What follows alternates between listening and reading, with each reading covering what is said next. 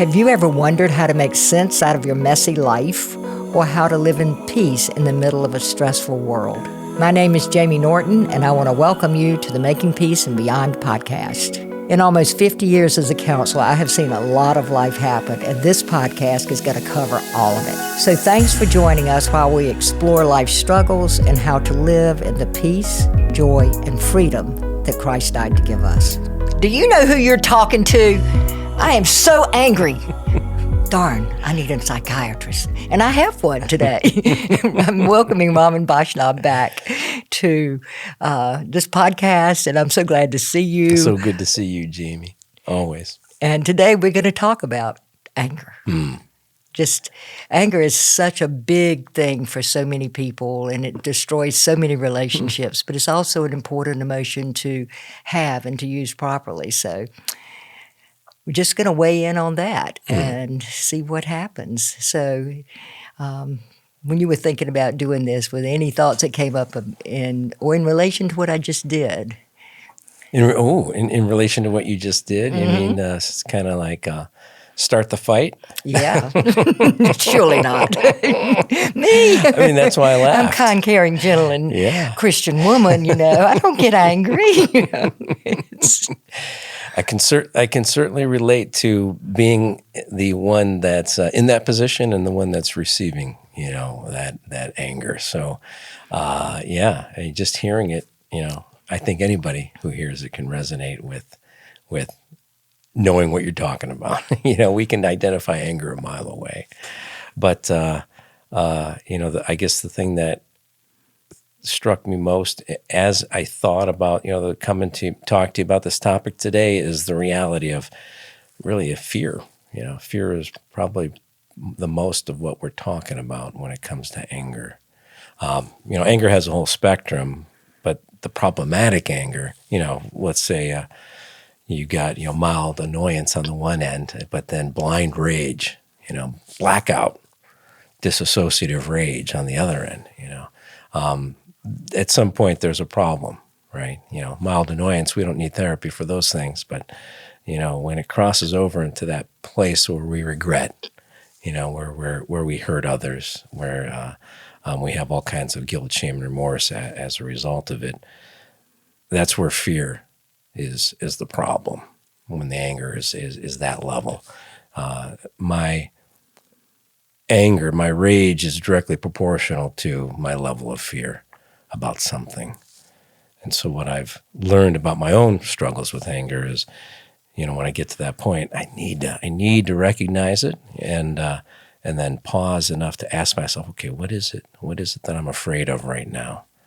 And when I can do that, everything, then I have a chance. If I can't do that, if I can't stop myself, catch myself, and have that moment of asking myself, okay, what is this really about? Then, it doesn't take much to tip me over the edge, and then, I'm in that rage mode and stomping on people, and not so much as much as in, pre-recovery, but it's still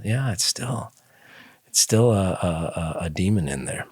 I know for me, the anger tends to come when I feel unrecognized or like I'm being abandoned or I'm being seen as insignificant or discounted. The fear of being unseen or unimportant or is that what you see mostly? Yeah, so I see a fear of rejection, a fear of failure, a fear of being seen as a failure and therefore rejected because I'm a failure. I think of a time, one of the things that comes to mind when I think of anger and the fear part of it is fear of losing my child. When my child disappeared two children disappeared at a football game, a high school football game, super crowded because it was family night and they had all kinds of activities around the football field, and they were just going to the concession stand together and coming back, and they didn't come back. And so I go looking for them. I can't find them. Trying to find them with my iPhone, and it's leading me to this abandoned section of the stadium, and I'm like, oh my gosh, the wheels are spinning, and I'm sure that they've been kidnapped and somebody threw their phone in a garbage can underneath this bleacher, and then when I find them, the fear is gone, but then rage, what the heck did you do? Where have you been? Yes. Oh. I'm so glad to see you. I'm going to hurt you. Exactly. Oh. Which I think in the anger, a lot of times that's the paradox of it, is that it is because we're afraid of losing someone that we love, that we treat them with such anger and such rage because of that fear. And to really recognize that, I think, is so completely important. Is certainly an issue in most of the things or feelings of having been betrayed or made a fool of. I mean, I see a lot of that as an anger thing, and just the fear of trusting again. Yes. And the anger keeps me from having to trust again. As long as I hold on to that negative thing, then I don't have to really forgive you. And there was a pastor once, and I will say this because it needed to be a pastor, and he said, he took out all the passages on forgive, and he said, read several forgiveness passages out of Scripture. Then he said to his congregation, the new F word in this church is forgive, and so turn to your neighbor and say F you. And I thought, that one word changes a life. It changes a response. It changes so much. Because, for me, anger helped me survive. I mean, I talk about the language of survival. And that whole issue of controlling your environment because there's chaos around you. Yes. And having some semblance of feeling of being okay, or knowing what to do, or being somehow in charge of what was happening to you. And then when that would get hit at, I would, it's control, fight, run, or freeze. And so we just look at how that is also fear in operation. And the choice is I can either get really, really angry and try to regain control, which I think a lot of anger is about I'm going to make you do what I want you to do. I will, control this environment, or I'm leaving. Yes. And mine was leaving, but I would leave with angry energy.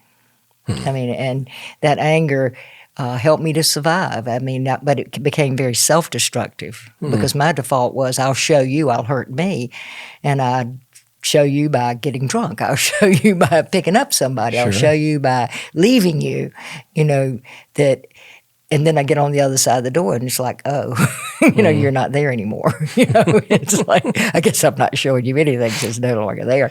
But I find myself, even now, as old as I am, having that default. If something happens that hits a button in me, my first thought is, I'm out of here. But it's an angry statement. It's not oh, gee, I'm just leaving. No, it's not that. It's like, I don't want to be here anymore. And I know that's a really young decision I made. I don't know.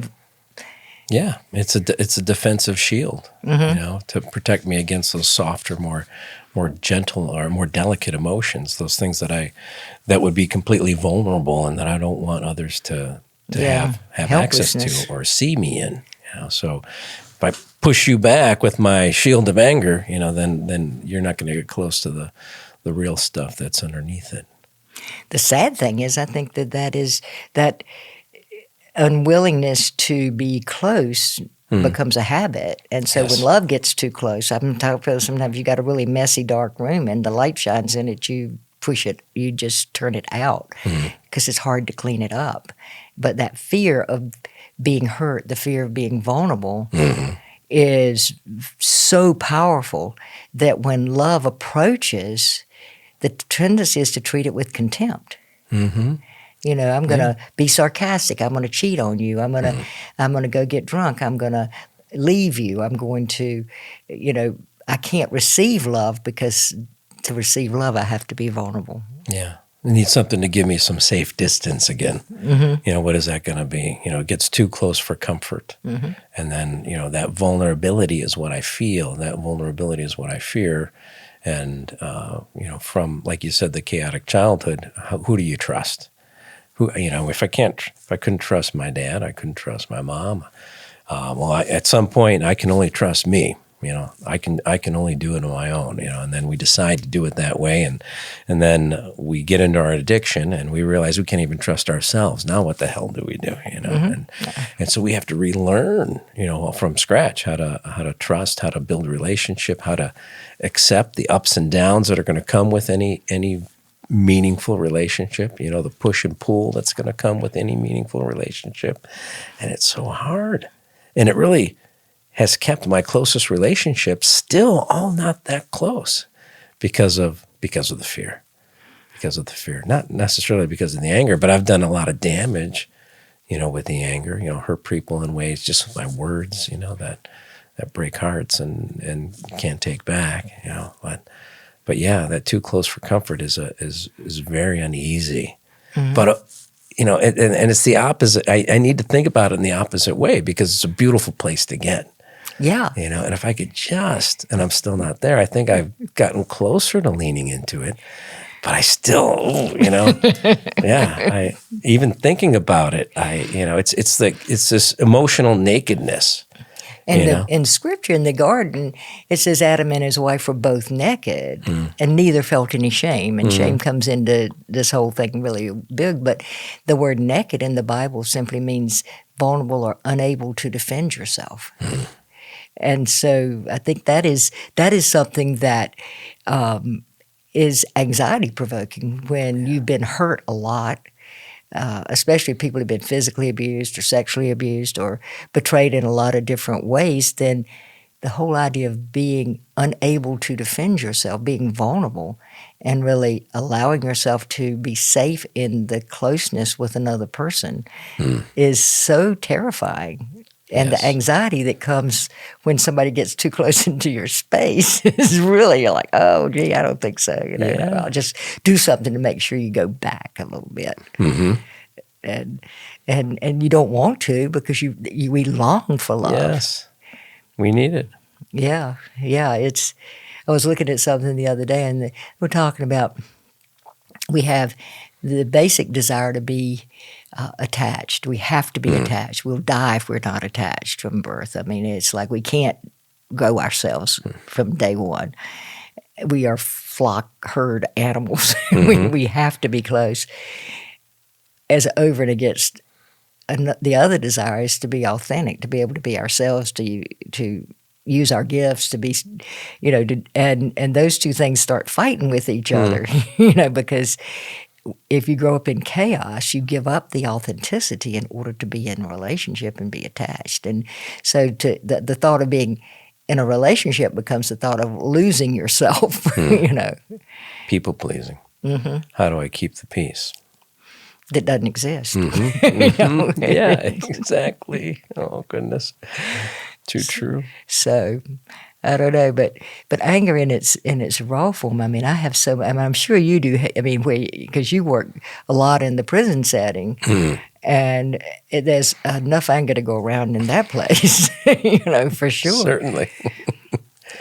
Yeah, even just on my way out the door today, I got a blast of somebody's anger. Yeah, and it can be to the point where the person is ready to kill themselves and anybody else that's around. It's that out of control. It's that blind. And I think I was going to say I think all of us can relate, but I know that I can relate to the intensity and the power and the blindness that comes when I'm in that state. There's this.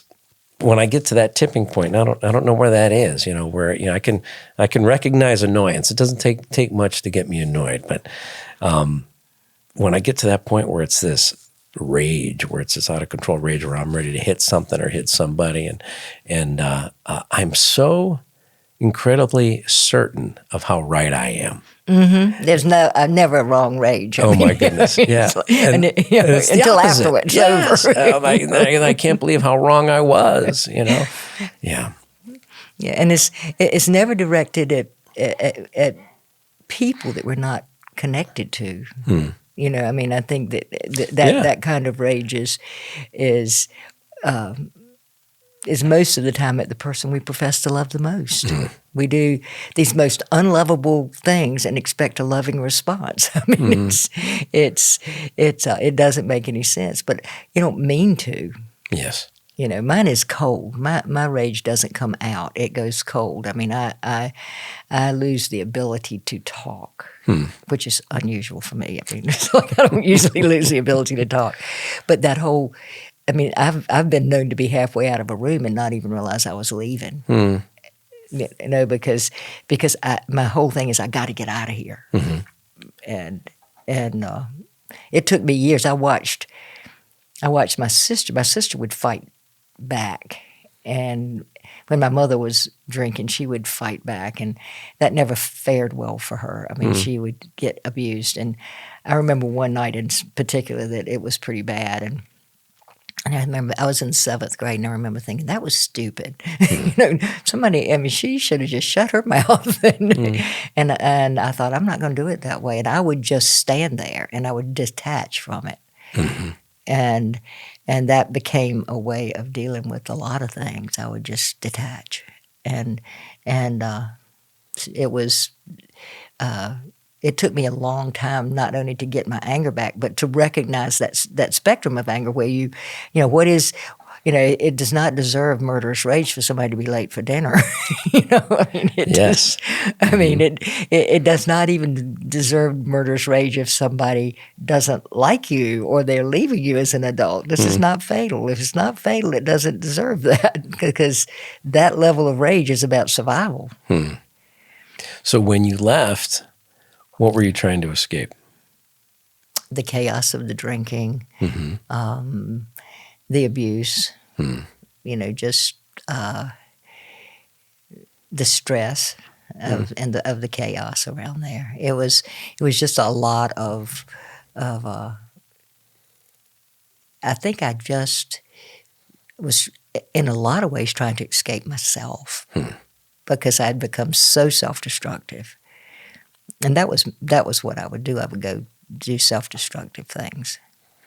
So that energy still came out. Yeah, it just came out at me instead of somebody else. And I find that, as I say sometimes in Making Peace and Beyond, it's if you never get angry, you're probably fixing the toast, but you're burning it. It's going to come out. You will be as passive aggressive as you, it'll come out sideways, or it will make you very, very sick. Yeah. Physically. So much physical illness comes from repressed anger and stuffed rage. Yeah, my one therapist, Steve, says, when we have these difficult emotions, we have two choices. We're either going to talk it out or we're going to act it out. But we're gonna do one or the other. So we can choose. And when I act it out, it's going to come out in confusing and unpredictable ways, sideways, like you said. Yeah, and usually we're probably at the wrong target. Yeah, yeah. My loving family that accepts me as I am gets blasted when I come home from a hard day at work. And then the spouse blasts the children, and the children blast each other, and then the youngest child blasts the dog. It's like it passes right down. And that's rolls downhill. It's like there is a legacy of a way of dealing with conflict that, I remember being shocked that yelling at each other was not what everybody's family did. That some people talked it out. When I was shipped out to live with my cousins, I remember coming in the house one day and they were upset with each other and disagreement with each other. And in my house, you just either you yelled about it or you avoided it. You didn't talk about it. And so I came in the house and they were upset with each other. My cousins were talking to each other about something they disagreed about. And it was such a new thing for me that I sat on the steps and listened. I mean, because I was like, they are mad at each other, but they are talking about it. and this was really neat, and there wasn't that avoidance. There was a level of safety and trust with each other that they could talk about difficult issues without getting angry, without putting each other down and being sarcastic and being nasty to each other and storming off to bed. Yeah, seeing that was so foreign. I thought it was fake. I thought it's not real. Something's going to happen behind closed doors that I don't get to see. Yeah, absolutely. Yeah, and to realize my family today does not yell at each other. I mean, we talk about stuff. And it's not that there isn't a time of anger. There's been some times when I've had to pull back to think about what I am feeling and process it and learn to deal with it in a way that I can then go back and talk about it. But I think that's the thing is, if you get angry or if you can't discuss it rationally or honoring and respecting the other person, then to back away. But then it's up to you to come back and say, hey, I think I can talk now, or forgive me for not being able to talk. Too often I am afraid of that. Yeah. I know that I need to leave. I recognize I need to get out of here because otherwise I'm going to do something stupid that I regret, and I can't. I'm too angry to tolerate continuing in this moment. So I'm good at recognizing that. But then when it comes to coming back, too often, I'm like, we're okay. We're okay. We won't bring that up again. That's too tense. Let sleeping dogs lie. But I know that's not the right answer, and because it's going to fester. It's going to fester, and it's going to come up again, and it's going to come out sideways. Just about the dishes, who loaded the dishwasher this way? Damn it! That's right. And I'm going to now, let it fester and build my self-justification system about how right I am to be upset about it and to have this resentment. And the whole word resentment just means re-sentiment, to re-feel, to rub salt in my own wounds over and over again. And so I'm re-feeling, something that's already over to justify feeling the way I feel about it. Or I'll have an entire argument about something that never even happened. Oh, yeah. In my own head. I used to think I was really angry and afraid of angry people. And then I realized I'm really more afraid of bringing up a topic that there's some heavy-duty feelings about, not because of their anger, but because of my potential anger. Yes. I mean, if I go up to you and I say my opening line, and then you say something really tacky, I am afraid of what I will do. And because I know how mean I can be. I know how ugly and nasty I can be. And I'm really good at slicing people, and I don't like that in me. I don't want that part of me to come out. So, but it's definitely there. But I think, anger as it is supposed to be used is like gas in the car. It was a protection thing. I mean, it's the energy to protect yourself. It's the energy when you feel threatened to protect yourself. So there is a place for it. Yes. But it's learning how and when to regulate it, to use it. I don't know. Yeah, exactly. How and when to regulate it, to use it. And I don't know. I don't know the answer, because it's a big blurry line between, my justified rage, I can't even say rage, or my justified anger versus where I go into insane rage, and I can't even see it when it's happening, that pivot point, I don't recognize it until I'm already sliding down the slippery slope. I recognize that. But by that time, something's already exploded internally. That self-righteousness starts to come up. I've already reached. I'm showing you. Something's already gone off. The adrenaline is already flowing, and fight or flight mode is already kicked off. And I need time. I don't know how to think my way out of it. I know that taking time to talk about it with like a sponsor or somebody in recovery or just a close friend that I can talk to and trust with it and unload on can buy me some time and maybe process things a little bit. But it's like, once that physiologic experience has that cascade has been triggered, I have to wait till it's done. I really have to wait till it's done. Can I recover from it quicker than I used to? I think so. And it's been through prayer. It's been through pause. It's been through, let me go for a walk, burn off some of this physical energy. Let me talk about it with somebody who knows, where I'm at. So many phone calls to sponsors or other guys in recovery during those times. But no matter what, once I get on that slippery slope, I don't know how to put the brakes on it. I don't know if you've gotten to the point where you can put the brakes on it, but it's going to take me a while, at least 20 minutes usually. Yeah, I think getting to the pause, knowing I wait for the click because anger and fear both click on. It's like the kind of anger that is not useful. Mm-hmm. It's like, what'd you say? Yeah. I mean, that click on or what was that? The fear. Yeah. It's the same click. Mm-hmm. It's just it's the survival click, and I think I've learned pretty much to try to pay attention to the click, and when the click clicks on, I need to click off. I need to back away for a minute. I need to pause. That's when the pause needs to happen. Is when the click happens, and to be able to get myself back down and really think, okay, what is that about? And so often it's not even a justified click. I mean, sometimes I think it is, I mean, it's like, to be able to not shut people down because I get angry at them, which I think is one of the best avoidance tactics ever. Is if I get, my mother had this thing of, she would get angry and she would yell at you. Mm-hmm. And then if that didn't work, then she would start crying. And then everybody would just like, oh my goodness, we got to stop doing whatever it is we got to do.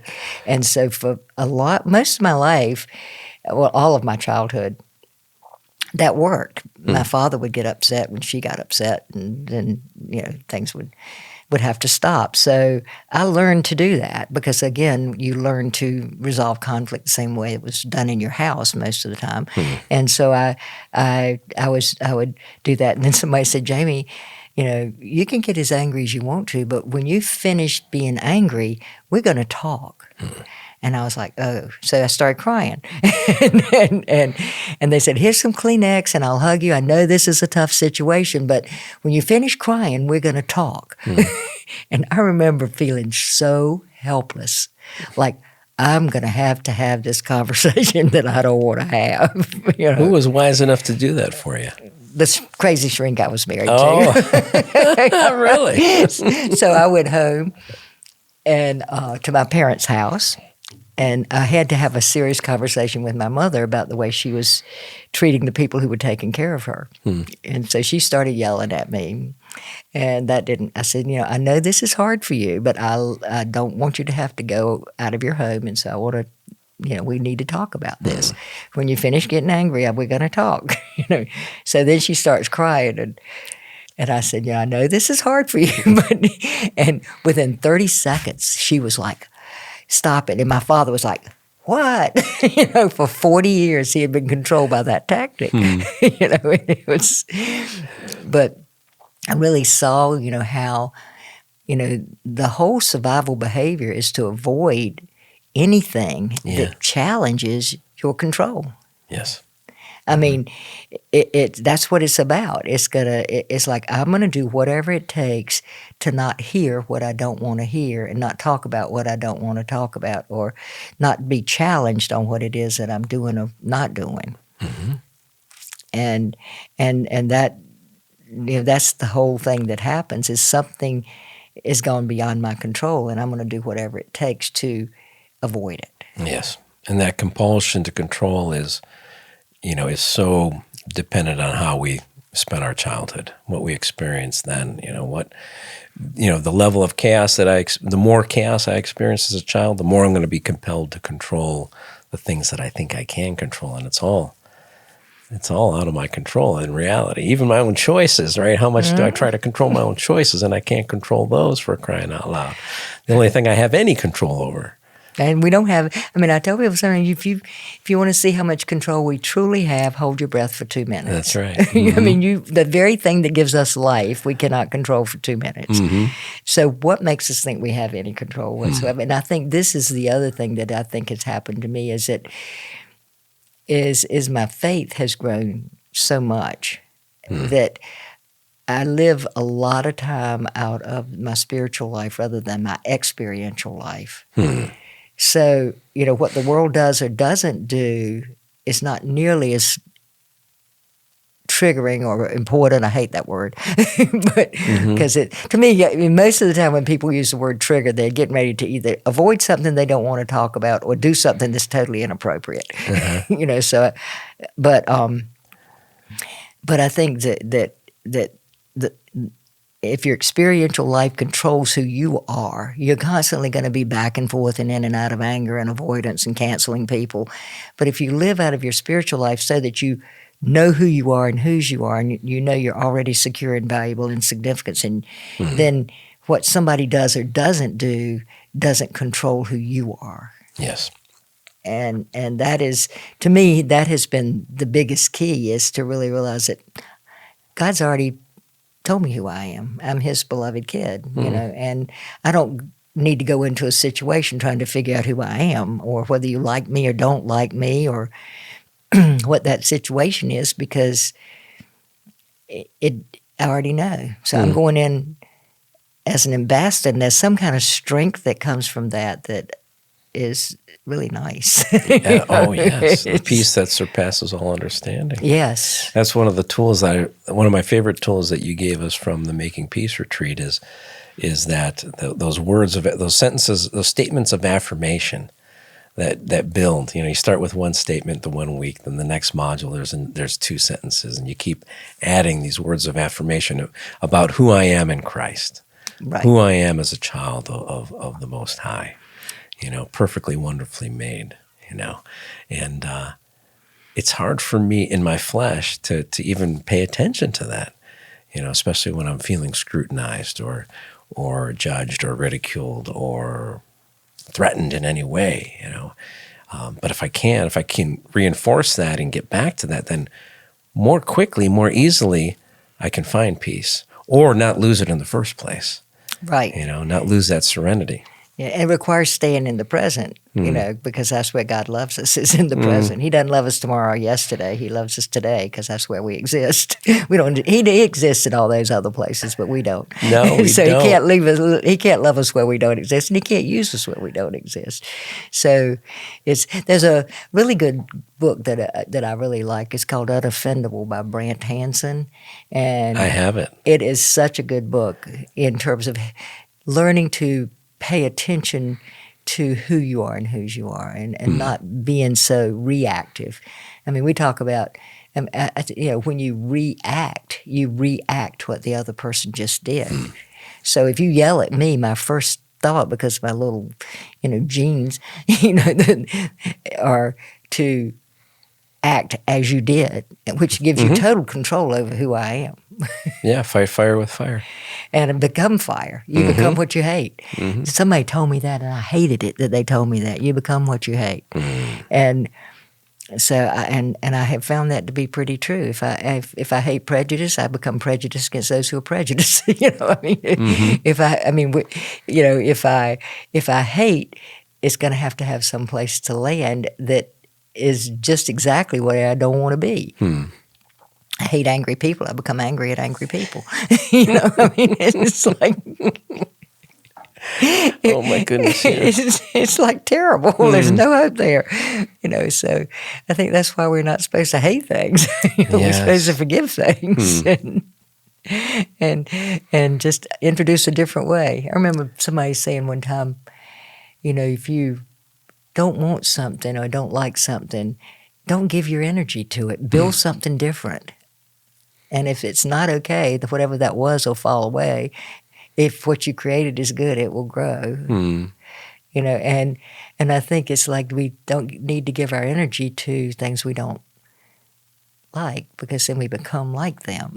Mm-hmm. Yeah, one of the things you just said about being present,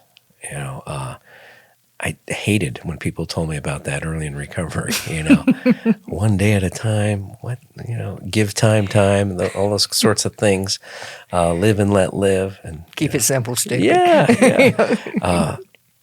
Because I didn't know what it meant, because I didn't know how to do it. I'm always, at that time, regretting the past and fearing the future. Mm-hmm. And that was just destroying my ability to be healthy in the present. So now, what's going on right now? What's the next right thing for right now? That's the prayer that's always answered. Lord, what's your answer for me for right now? Yeah. Not tomorrow. That will be done right now. not fix what happened yesterday. Get me out of that trick box that I screwed up yesterday. But what's the next right answer for right now? Always, He doesn't promise to remove the storms. Right, the storms are going to come. I'm going to be challenged. But He'll guide me through that storm, even if it's my own storm that I created, that I churned up with my own insanity. All right, pause. What's the next right? How do I? Oh, I got in the darkest black. All I need to find is a pinpoint of light to see the way to walk. Just that's no bigger than that, and He'll give me that. He'll give me more than that, right? He'll give me much more than that if I just ask. Yeah, something that's been really apparent to me lately is just God's perfect provision, His perfect provision. And in the midst of the chaos, His perfect provision in the midst of the chaos. It's like Peter walking on the water. As long as he kept his eyes on Christ, he got what he needed to walk on the water. But if he kept his eye, if he turned to the winds and waves of his situation, he would sink. Yes. And that is something that, and I think our pride gets in the way. I mean, there's an old story about a guy who was very proud warrior person, and he was very important person, and he goes to a wise old man, and he says, "Tell me about heaven and hell." And the man says, "Who do you think you are that you could understand heaven and hell? You're just, you're nobody. You couldn't possibly understand something as complicated as heaven and hell." And the guy's like, "Do you know who I am? Do you know what I'm doing?" And the guy said, "Yeah, I know who you are. You're a stupid man." And the guy's getting really angry, and he's getting ready to hurt the wise man. And the wise man says, "That's that's hell." And so he realizes the lesson, and he bows, and he's very humble, and he says, "And that's heaven." And I think that the difference in the feeling state of those two places, of those two things, is right there in that. I mean, if we have to be self-important, then we're going to have a lot of anger at people and things that happen. But if we can walk in humble gratitude, then it's a whole different ballpark. Oh my goodness, yes. Yeah. Those two key things: humble and grateful. Humble and grateful. In any situation, if I can look for the things where I can be grateful, that insane whatever it was, just the reality, it just goes away, because it doesn't compare to the goodness that's there. And God's perfect provision is very real.